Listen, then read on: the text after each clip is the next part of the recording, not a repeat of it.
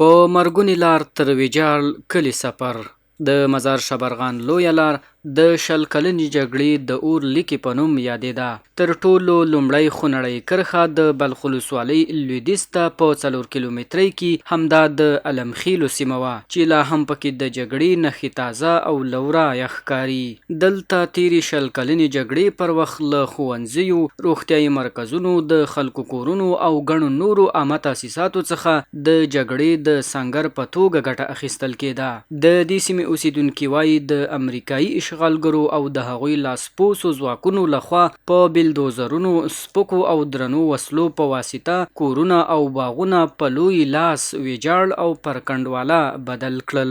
دلته د تېرې جګړې ترخه تجربه لرونکي خلک اوس پر دې خوښ دي چې د امن او بشپړ امنیت په فضا کې د آرامۍ ساه اخلي، خو ځینې لا هم خپلو ورانو مینو ته حیران ناست دي. دوی له اوسني حکومت څخه د خپلو ویجاړ شوو کورونو بیرته د جوړېدو غوښتنه کوي. دا د جنگ میدان و، جنگ دلته پوستې راغلي، جنګونه چې زور ورته خلک ووتل، دې نه سنګر جوړ شول. بس جانب مقابل یو له بل سره سنګر شو، دا زموږ کورونه په دې کې ویجاړ شول. په دغه بازار کې یو 150 دوکانه لکه څنګه چې وینئ په دغه رقم فعاله وه. بیا دا ټول ویجاړ شو، بلدوزر شو، چپش جنگ لاس په شمول د یو مسجد، یوې مدرسې. د مدرسې تش تعمیر پاتې نور نه شیشه پاتې نه، دروازه یې ورته پاتې نه و. جومات په بشپړه توګه هوار کړی و. او دا شاوخوا نږدې کورونه چې وینئ موږ د قیر په 200 مترۍ کې قرار لرو، دو طرفه د قیر 200 مترۍ کې. دا کورونه ډي سي او عوان خو هېڅ کمبود نه و، په شمول 14 کورو بیخي هوار شوي دي. په هغه شمول کې د 14 کورو نو د یو کور تکمیل موږ ته ریاست ماجرون جوړ کړی ده او 3 نور باندې کار روان ده. او نور چا سره کوم نغدي کومک نه ده شوی. نور کومکونه لکه دبليو پی لخوا وړه شوي دي، یا سرې میاشتې خوا یو کارت ورکول شوی ده، یا څو موده مخکې یو 15 کارته په نامه د کونډ اوربۍ راغلي وي هغه یې اخیستي دي. نور موږ سره حکومت ډېرې وعدې کړي دي، خو په خپلو وعدو ته اوسه پورې عملي شوي نه دي. موږ د بازار کې مو دوکان و، مخکې له انقلابه کاروبار مو هر څه سم ول. نو کله چې انقلاب راغی دوکانونه مو هم ویجاړ شول، کور مو هم ویجاړ شو. داسې مالي خسارې ډېرې دوکاندارانو ته واوښتلې. خو اوس الحمدلله وضعیت حالات ښه ده، نو دوکانونه مو فعاله کړي. خو زموږ کورونه، زما کور د ورور کور مې د همسایه کور دا پاک وران شوله، پاس کواټر یې کړل.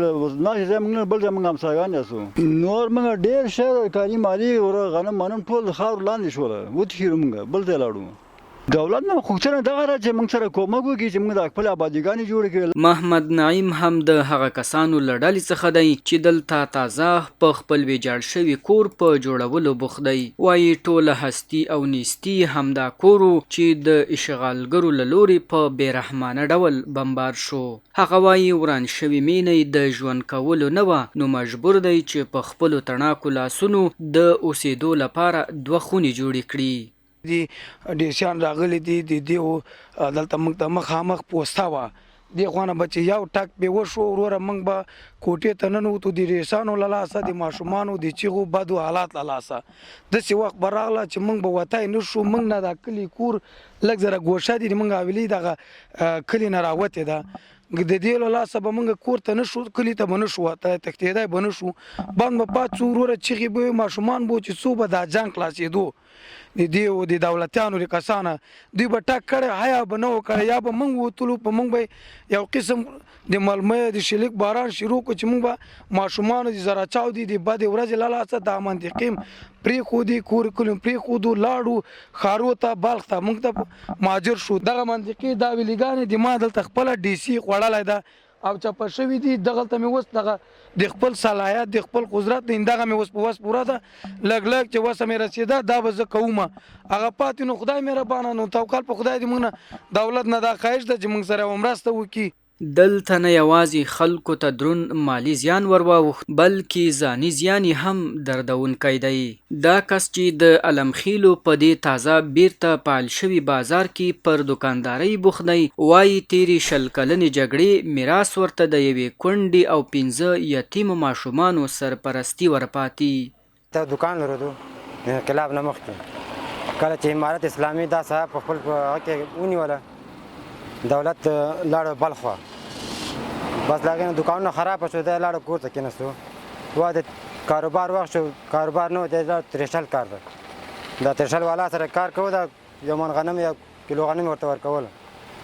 کله چې جنګونه د منطقې ته راغله دوام پیدا کړو کته جنګونه بس منطقې ونیولې طالبانو د راتو کور ته په دې ساه کې چې تېرېدو په دغه خانه د دولت خانه طیارې بم واچو په دې کې 40 نفره زخمیان شهیدان وو په دې کې زموږ ورور هم شهید شوی و بس له هغې نه بس راوړ نو وړی و په دغه ته کلینیکو شیان ته ګرځولی و د دواړه پښې قطع شوې وې بیا راوړو کور ته نو دغه 20 کلن جنگ د افغان ولس پر ذهنونو او زړونو ډیره بده اغیزه کړې. دغه مرګونی کرښې ته نږدې د یو بل کلیوال کور ته ورغلو چې 80 کلنه سپین سرې مور پکې د خړ دیواله ترڅنګ ناسته وه. هغه وایي په خپل ټول ژوند کې تر ټولو ترخه دوره 13 کلن اشغال و چې په همدې بدمرغه جګړه کې د ځوان زلمي زوی او لور په ګډون د کورنۍ خپلوان شهیدان شول.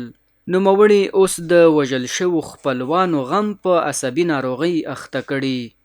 زوی مې شهید سو، ماسای مې شهید سو، لور مې ځوانه باندې کونډه سوله. ډېره دربدري مو لیدله او زوی نو ډېر خاک په سر مو لیدله. سر اعصاب مې خرابه ده نه پوهېږم او دغه ډېرې خبرې داسې ډېرې دي سر اعصاب مې خرابه ده چې د شهیدان چې مړه سوله دي ډېر هغه لري زړه سوی لري.